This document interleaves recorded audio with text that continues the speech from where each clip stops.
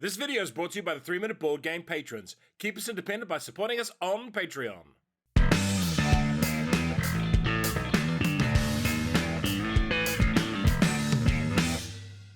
Kia ora koutou, and welcome to this video about the games I got rid of in 2024. Now, it's a relatively short list this year of only around about 20 games. I got quite backlogged last year with games because of working on Red Dust Rebellion coming out, working on the Kickstarter and the final design work for Shadow Moon Syndicates, and working on my book that's coming out in May this year.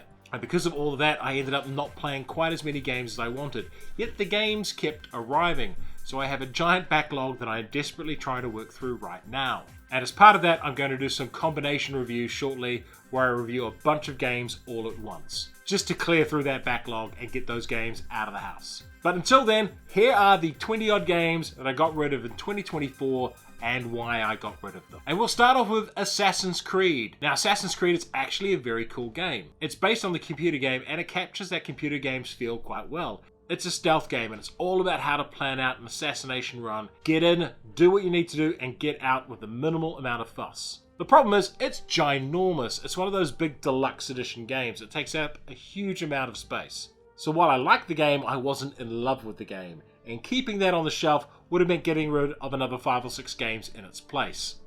And there's very few games I consider to be that good. Still, if you like the idea of stealth games, you like Assassin's Creed, you've got a ton of shelf space and plenty of money because it's a very expensive game, it would be worth checking out. But if you don't tick all those boxes, Assassin's Creed's probably not for you. Certainly wasn't for me in the end. The second game on the list is Barcelona, which is a pretty good game. It's a mid to heavyweight Euro game, but the problem is, I have a ton of mid to heavyweight Euro games already in my collection, and not a lot of people to play them with. You see, my main test group is into that sort of game, but we tend to play the games that we're testing on the channel. Don't tend to revisit games that often. And my other groups are more interested in more thematic fare than they are something like Barcelona. It's got a really cool action system in it, and it is a very interesting game. But for me, it wasn't interesting enough to take the spot in my collection compared to something like a Gaia Project or a Barrage or something like that. Simply put, Barcelona is a good game, but it wasn't quite good enough for me to want to keep it, and it certainly wasn't good enough for me to want to teach it to people. One of my big bugbears at the moment is teaching middle to heavyweight Euro games to people. A lot of the time I'd rather pull something off the shelf like Dune Imperium that they already know and just play that rather than teach a new game. And with the number of games coming through with the channel, I just can't afford to keep something like Barcelona around. Good game, just not a great fit for me. It's the sort of game that if I went to someone's house and they all knew how to play it, I'd gladly play it again. But I can't be asked teaching it again. Next up is a game called Deep State, which is all about conspiracy theories and shadowy forces controlling the government. I got sent this as a review copy a very long time ago, and every time I went to table it, people were just not interested in playing. It used to be kind of fun back in the 80s and 90s to laugh about the Illuminati, but way too many people take this stuff seriously these days and talk about the Deep State and all that kind of stuff for it to have that whimsical joy it used to. And when I finally did get it to the table, the gameplay was kind of average. So you have this combination of a lackluster dated theme and gameplay mechanics that are kind of meh. And yeah, just it wasn't a game that I felt particularly interesting and was happy to see the back of. Next up is Dog Park, a game that I liked the first time I played it, but the more and more I played it, and the more I got into it, the more I didn't like it very much at all. Gameplay is a combination of auctions and a parks type system where you collect resources. And initially when you're playing it, it feels like a very approachable, friendly sort of game. But then they put out the expansion, which I also got, which bolts on all these extra systems onto a game that just can't handle them. And it felt like a bloated, convoluted mess for what it was. And yeah, the more I played it, the more I was like, who's this game for? Who's the target audience for this? Because toy store game people are going to be put off by its complexity, and Eurogame fans are going to think it's a little bit shite. So I can't quite figure out exactly who Dog Park is for these days. It's certainly not for me. Doctor Who Don't Blink is next, and it's a sort of lightweight, small box offering from Gale Force 9 around Doctor Who and the whole Weeping Angel thing. So the Weeping Angels only move if you're not looking at them, and the gameplay kind of represents you trying to get away from these things that, as long as you're facing them, they can't advance towards you. But overall, it's a sort of mediocre, flimsy IP game that you sort of come to expect over the years. The unfortunate thing here is this is Gale Force 9, and they at one point used to be really, really, really good for making IP-based games. They did the Firefly game, they did Spartacus, Star Trek Ascendancy, and a few other, Sons of Anarchy, a few other IP-based games that were really, really good. But their offerings of late have not been great, and Don't Blink is a very forgettable game. Like, don't blink and you'll miss it. Next up is Enigma Beyond Code, and this is a game with quite an interesting premise. It's all about code breaking and the Enigma machine. It's a deduction game that you kind of play like a party game, and the average round only takes about 10 minutes to play. The problem I had with this one is it felt way harder to teach than it really should have been. It should be a comparatively simple game, but the people I tried teaching it to really struggled to sort of grok on to what was actually going on here. Which meant it failed in the niche I wanted this game to be, which was as a small box filler game that I can use at the start or end of sessions with people. Because there was just something about how the game worked that didn't click. And every time I tried explaining the game, I just somewhat failed, and it just took way longer than it should have. So I kind of got rid of this one just because it was a slightly frustrating teach. Next up is Forever Home by the same people who designed Dog Park. And in every way, shape or form, this is a worse game than Dog Park. It's a much lighter game, and it feels like it was pitched at a much more casual crowd, but fundamentally, I found it mechanically a bit busted and broken. There were some degenerate strategies that really seemed to pay off. Now, in my reviews of games, I don't tend to go on too much about strategy or balance, because normally I'm only playing a game 3 to 5 times before reviewing it. You know, just enough so I can learn the game and give you the cliff notes in the 3-minute format. But this is one that after I played it those times, we kept looking at it, and yeah, there was just something a bit busted about it, something a bit wrong, and I was pretty happy to get rid of it. It's kind of ugly too, and just a vaguely unpleasant kind of dog game. It definitely did not find its forever home here. Next we have King of Monster Island, which is actually a rock solid kind of game.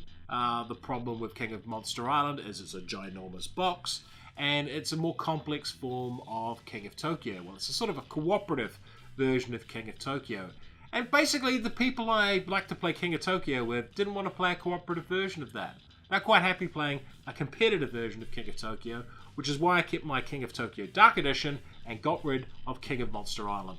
Because when people want their giant monsters, they want to be smashing each other in the face. They don't want to be working as a team. At least that's what my group was like. Still, if the idea of getting giant monsters and smashing things cooperatively does appeal to your group, you probably will like King of Monster Island. It's a pretty good game. It just wasn't a great fit for my groups. Next up is Mythwind, the game that made my bottom game of 2024. I think Mythwind is awful. I think Mythwind is a game designed to drain you of your will to live. It is a cozy game. It's a game where you're supposed to sit down and do like woodland activities and build things and steadily progress and develop your village. It just takes 3 hours each session or so to get frickin' nowhere. It is a time sink of a game. There's nothing fundamentally happens. Your decisions don't matter. You just go through a process. It's like doing your taxes over and over and over again until the sun burns out. Mythwind is the antithesis of what I find engaging in a game. There's no challenge, there's no sense of urgency, there's nothing to really sink your teeth into. It's just nebulous busy work. Absolutely rich gameplay experience. Looks nice, like the box is pretty, the art's pretty, and the game components are well made and everything. It's just the game is evil, because evil things waste your time.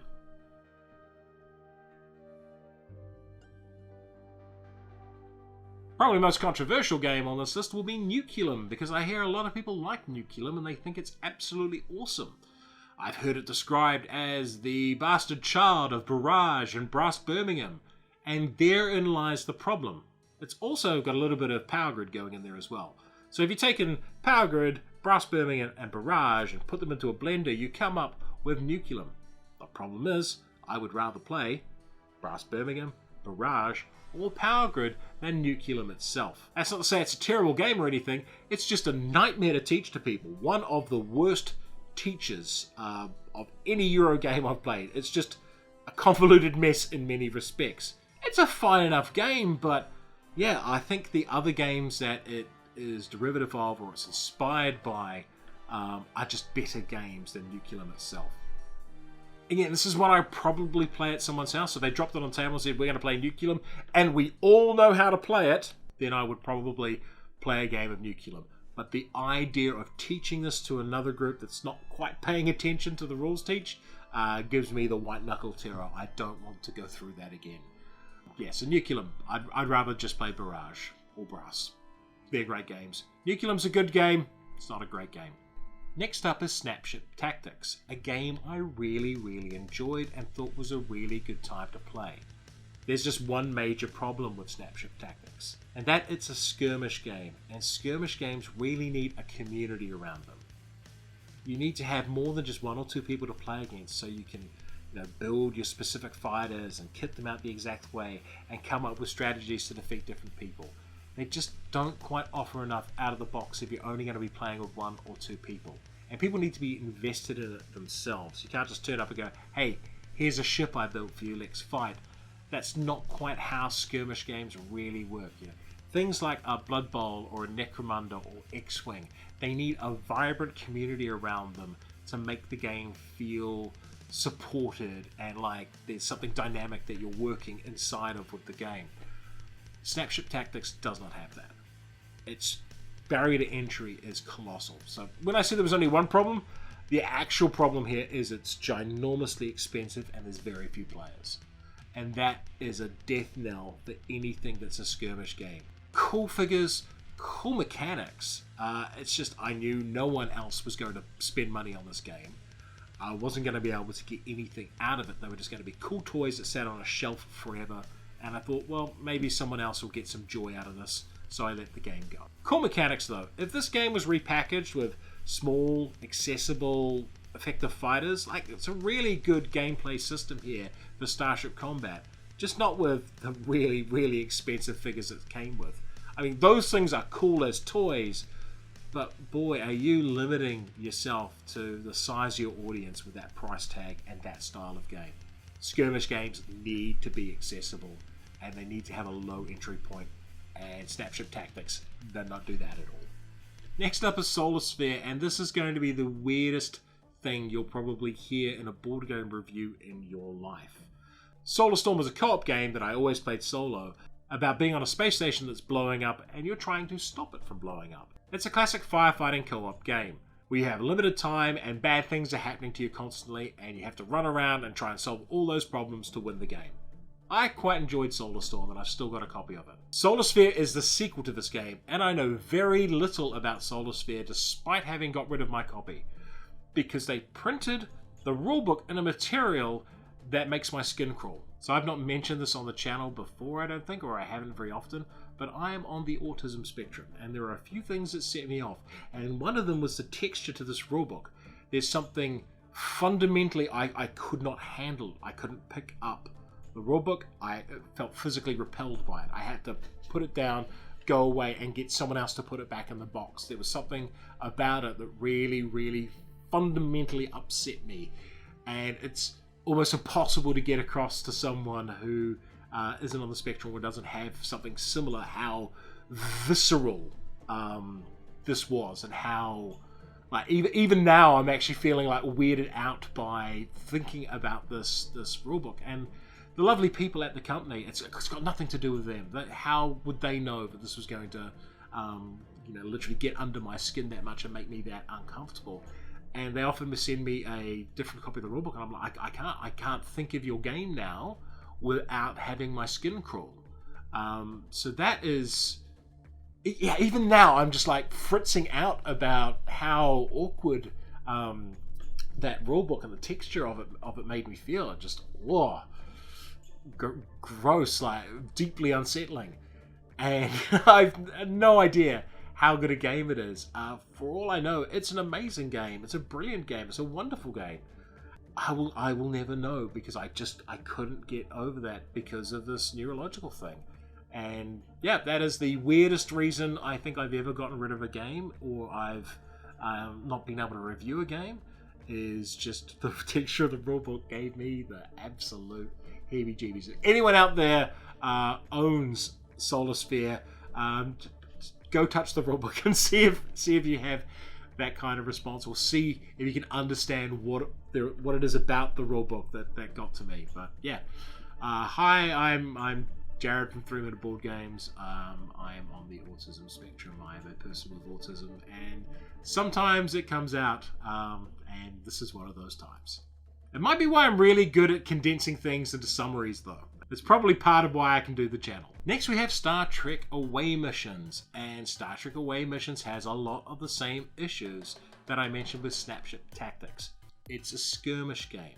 In this case, it's got a lower barrier to entry, but it doesn't really have a community either. I don't think this one's done very well, and I don't think there's a lot of people out there playing it.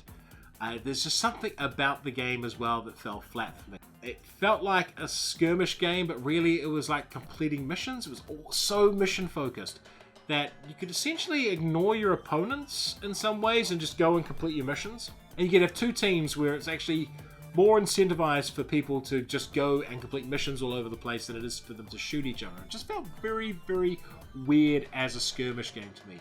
I get the idea of skirmish games being where you just mow down your opposition, being a little one-dimensional, but this felt like an over-course correction to the point where if people had built their decks in a certain way, their mission decks in certain ways, fighting was almost no point to it, aside from to slow your opponent down. But any action you're taking to slow your opponent down is an action you're not using to complete an objective, unless your objective is to damage your opponent. So again, if both sides are full of missions that aren't about damaging their opponents, you just kind of run past each other. A very, very weird sort of game. Yeah, so Star Trek Away Missions, had a lot of hope for this one, but I think this is the kind of product that's going to be dead in a year or two. And yet again, Gale Force 9. They used to be one of the great publishing houses for IP-based games, but yeah, there's not a lot coming out of them these days that feels particularly great. And as a New Zealander, that bugs the hell out of me because they are New Zealand's biggest board game publisher.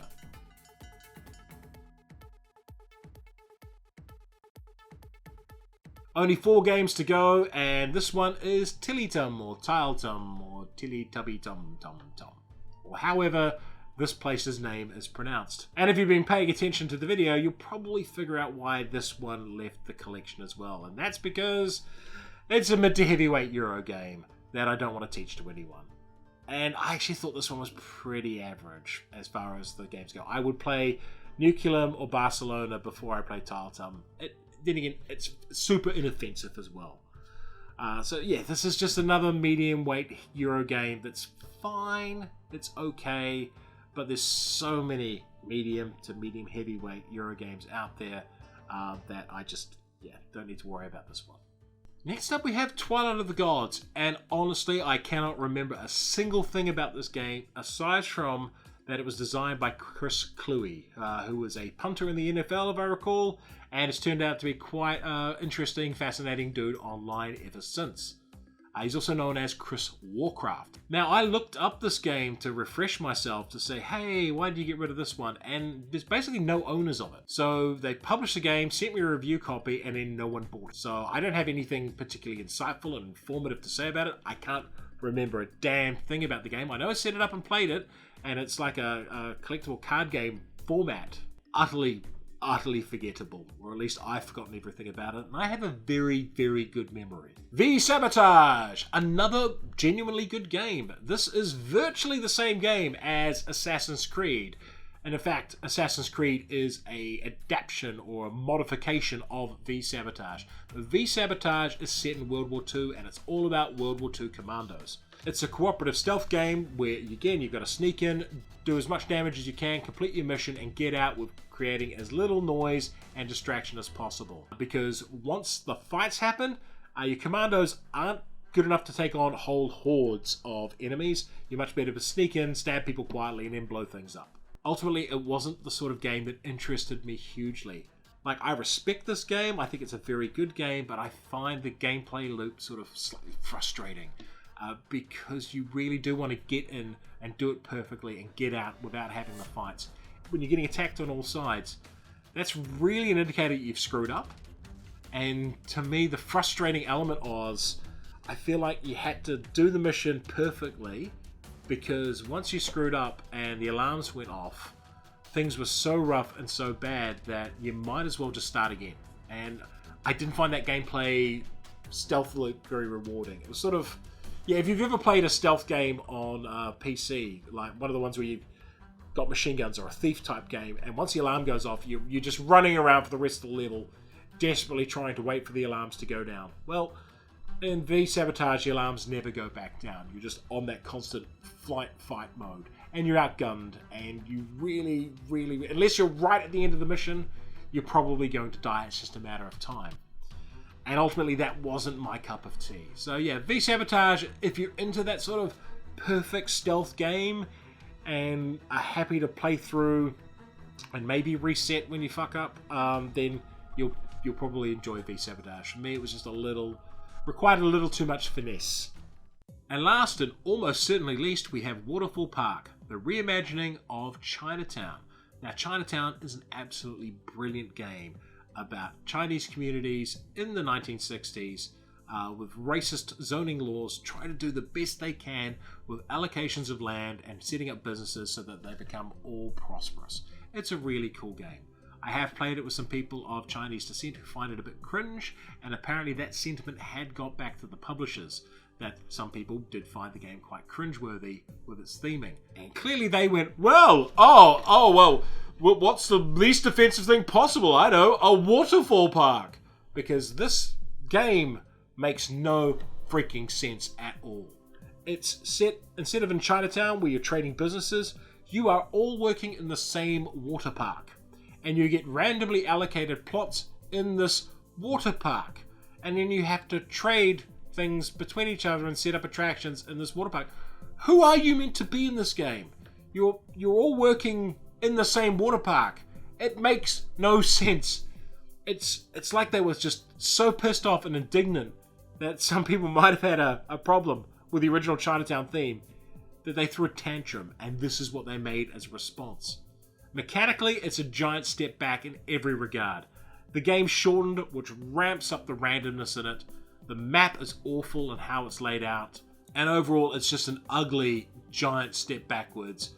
And I can only imagine that it's this way because someone, either the designer or one of the publishers, took that feedback on board that Chinatown's a little bit cringe and threw their toys about it. And this is what we got as a response. And yeah, I would like to see Chinatown remade again then. Something decent this time. Or just bring back the original Chinatown. It turns out that a game with being slightly cringe a theme is way better than turning the game into a pile of crap. Waterfall Park, absolute trash. One of my two least favourite games of last year, along with Mythwind. Absolutely angry after playing both those games. And I'm glad that they are out of my collection. So that concludes the games I got rid of this year, and it was a very small list because of the backlog I've had.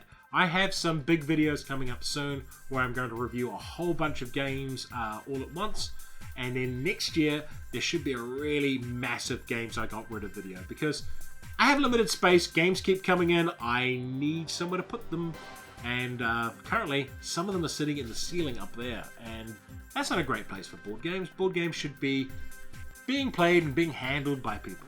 Board games shouldn't be sitting up in my ceiling. And if you have any strong opinions on the games I got rid of, let me know in the comments. If you got rid of a ton of games last year, let me know which ones in the comments and let me know why. And as always, if there's any games you think I might like based on my comments here, let me know in the comments as well. And a reminder, 3 Minute Board Games does not do paid content. Keep us independent by supporting us on Patreon. And if you enjoyed the video, like, share, and subscribe to the channel.